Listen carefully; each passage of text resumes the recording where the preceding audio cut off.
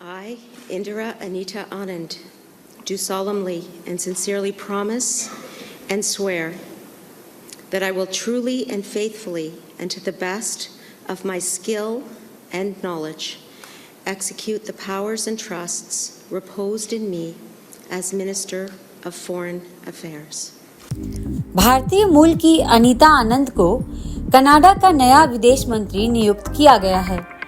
हाल के आम चुनाव में लिबरल पार्टी की जीत के बाद मार्क कार्नी ने प्रधानमंत्री बनने के साथ नई कैबिनेट की घोषणा की, जिसमें अनीता ने मेलानी जोली की जगह ली।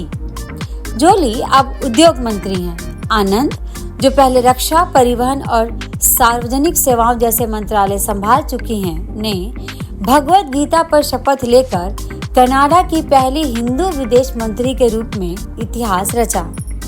अनीता आनंद आखिर हैं कौन, इसके बारे में भी एक नजर डालते हैं। 57 वर्षीय आनंद का जन्म नोवा स्कोटिया के केंटविले में हुआ, जहां उनके चिकित्सक माता पिता 1960 के दशक में भारत से आए थे। ऑक्सफोर्ड, क्वींस, डलहौजी और टोरंटो विश्वविद्यालयों से शिक्षित उन्होंने टोरंटो विश्वविद्यालय में कानून की प्रोफेसर के रूप में लंबा करियर बनाया। 2019 में ओकविल से सांसद चुनी गई।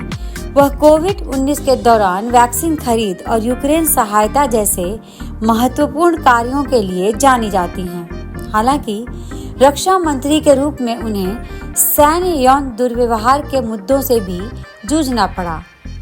जस्टिन ट्रूडो के कार्यकाल में हरदीप सिंह निज्जर की हत्या मामले में भारत कनाडा संबंध खराब हुए। संबंध खराब ही नहीं हुए, बल्कि यह सबसे निचले स्तर पर पहुंच गए। कार्नी ने अब भारत कनाडा संबंधों को सुधारने की इच्छा जताई है। प्रधानमंत्री मार्क कार्नी ने भारत को आर्थिक और रणनीतिक रूप से महत्वपूर्ण बताया, लेकिन निज्जर मामले पर चुप्पी साध कर और आपसी सम्मान की बात करके उन्होंने सावधानी बरती है। भारत ने आनंद की नियुक्ति का स्वागत किया और विदेश मंत्री एस जयशंकर ने उनकी तमिलनाडु विरासत को रेखांकित किया। एक्सपर्ट भारत के लिए इसे एक कूटनीतिक अवसर मानते हैं। आनंद की भारतीय जड़ें और हिंदू पहचान कनाडा के डायस्पोरा के साथ सांस्कृतिक सेतु बन सकती हैं, लेकिन यह जरूरी भी नहीं है, क्योंकि अमेरिका की उपराष्ट्रपति बनने के बाद भारतीय मूल की कमला हैरिस ने भारत से अधिक दूरी बनाए रखी, जबकि ऋषि सुनक भारत ब्रिटेन व्यापार समझौते को अंतिम रूप नहीं दे सके।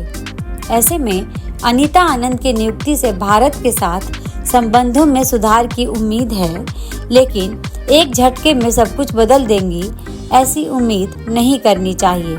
आनंद की नई भूमिका चुनौतीपूर्ण है, क्योंकि कनाडा को अमेरिका के साथ व्यापार तनाव और डोनाल्ड ट्रंप की 51वां राज्य वाली बयानबाजी का सामना करना पड़ रहा है। कार्नी की 28 मंत्रियों और 10 राज्य मंत्रियों वाली कैबिनेट में आनंद समेत 4 भारतीय मूल के सांसद शामिल हैं। बहरहाल आनंद की नियुक्ति एक सकारात्मक शुरुआत है, लेकिन संबंधों को सामान्य करना उनकी नीतियों, कार्नी के एजेंडे और खालिस्तान जैसे संवेदनशील मुद्दों पर कनाडा के रुख पर निर्भर करेगा।